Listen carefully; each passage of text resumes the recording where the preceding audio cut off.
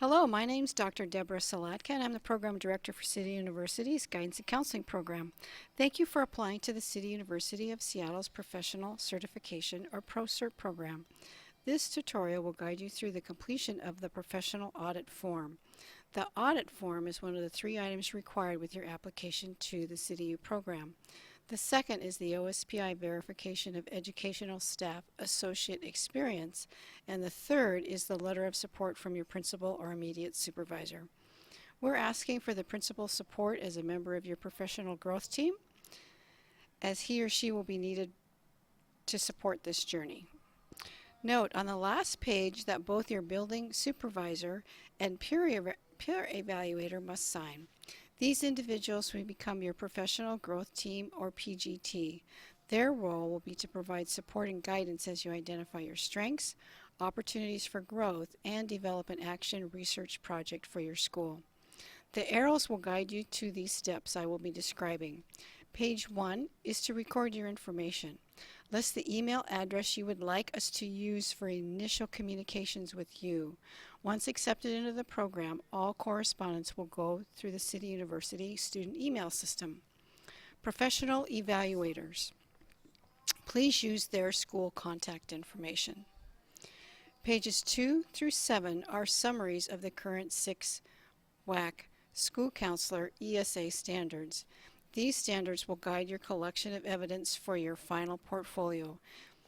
We will walk through standards 1 through 6 during the ProCert seminar, but for purposes of this tutorial, we're going to focus on Standard 1A, School Counseling, and on page 2 and 1B, Student Learning and Assessment. Let's start on the left-hand column titled Evaluation of Benchmarks. Step 1 is your self-assessment of proficiency for each individual benchmark. There are no right or wrong answers. This is your opportunity to consider what you'd like to work on and to celebrate what you're proud of. You will left-click on box 1 through 3 to record your self-reflection. In the middle column, under Professional Benchmarks, there are subcategories for demonstration of a school counseling program. Some evidence you identify may cover one or more of these benchmarks. Hopefully, as you consider your body of work, you'll discover activities that address one or more of those benchmarks. No information is recorded in that middle column. This is just for your information. Right-hand column, let me give you a couple of examples for Standard 1A, School Counseling Program. Do you recall the ASCA model from graduate school? This might be a good time to get that book out and dust it off. This is your opportunity for reflection and to identify what is currently in place, what you have done in the past, and can provide documentation for. Information recorded in this far right-hand column may shine light on the type of action research project you want to do during your ProCert opportunity for skill development. Also noted in column 3, there are designated space lengths for each answer. After you think about your evidence, you may want to record them as a list. The purpose of this is to help you think succinctly. Remember, your principal will sign off on this document too. Will he or she know what you're talking about? This could be an opportunity also for additional dialogue with your principal about how you wish to pursue your school guidance and counseling program. In box 1, under column 3, what do you currently do to demonstrate Standard 1A? Take a look at those 4 benchmarks and consider what you've already done. For example, do you have goals and objectives written for your counseling program? Do you have a counseling program calendar of activities, such as parent nights, annual open house, post-secondary planning nights, your testing responsibilities, your classroom guidance lessons, anything that has to do with registration, responsibilities, and/or team meetings? Speaking of stakeholders for item B, this asks you, how did you identify and gain collaboration from your stakeholders? For example, did you talk with grade level teams, your PTSA members, other community partners, or local service providers? How often do you talk with colleges, law enforcement, and school security? Do you participate in a local advisory board or a building-based advisory board that provides insight to your counseling program? Do you work with other counselors? All those people can be considered stakeholders. Item C asks for how you worked with these stakeholders and available data to plan activities to measure their success. Consider if the activities are organized into tiered interventions. How do you use technology or other informational resources in your program? For example, do you host a counseling department website, and is it regularly updated? Do you have an electronic or paper copy newsletter? Do you host a counseling department website, and is it updated regularly? Do you have an electronic or paper copy newsletter in which you would routinely write parenting tips or upcoming events? Do you host YouTube videos for parents about registration or FAFSA completion? Do you have a departmental brochure that you distribute at open house? All of those ideas could be considered evidence that will be needed for your exit portfolio. Box 2. In Box 2, under Column 3, you briefly describe what is the impact or result of your work. How do you know the effects of your work? What does that look like? In some cases, you have data that already exists. You just have to figure out how to collect, organize, and report it. That can be an overwhelming task as a school counselor, and we understand that. This will be one of the topics covered during the ProCert seminar and our discussions. As a quick overview, remember that great ASCA model you talked about in graduate school. There are usually 3 types of data school counselors or any educator can collect. Process data: how many students, how many weeks, what did you do?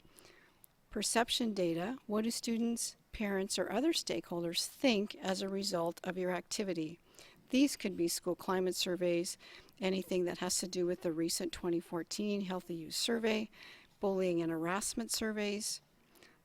Districts and buildings sometimes often conduct these surveys.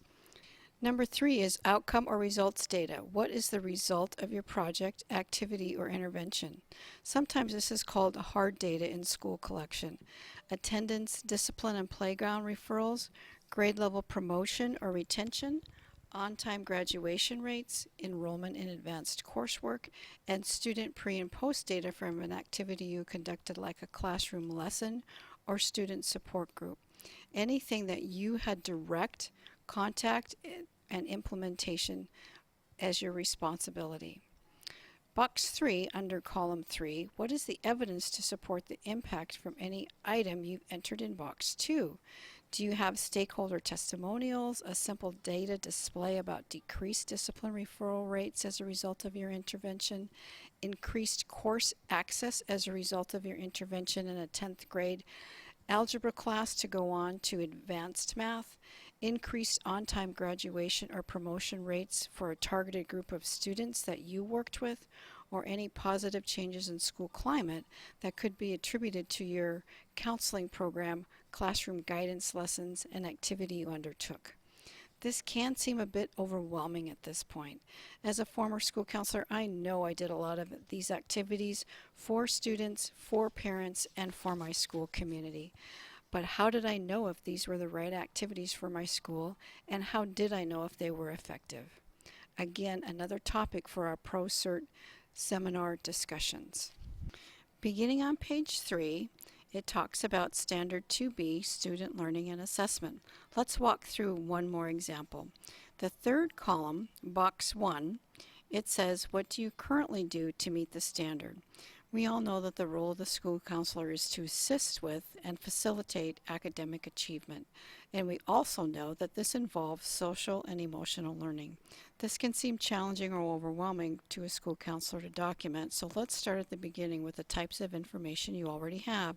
What types of assessment data does your school have? We all have access to state standardized test results, grade reports of student progress, free and reduced lunch lists, Healthy Youth Survey data from 2014 and 2012, grade promotion and retention information. Have you been involved in discussions about implementing Common Core and how a school counselor could assist with this? With any of this information, did you plan something that addressed student learning? In Box 2, what is the impact or result of your work? Did you happen to design an evening presentation to follow up on HISP or MSP or Smarter Balanced? Did you facilitate a presentation about the effects of bullying and harassment on student learning and potential intervention steps? Or how about lead a team to examine the results of the 2014 Healthy Youth Survey and develop strategies to address some of those findings? Or how about designing a classroom lesson and a parent night to present college-bound scholarship at the middle school level?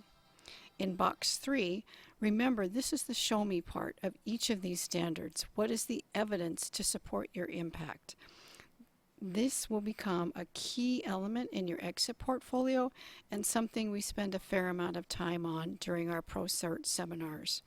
For example, process data would be the attendance numbers at your presentations, the length of time it took for you to conduct your activities over the course of how many months or weeks.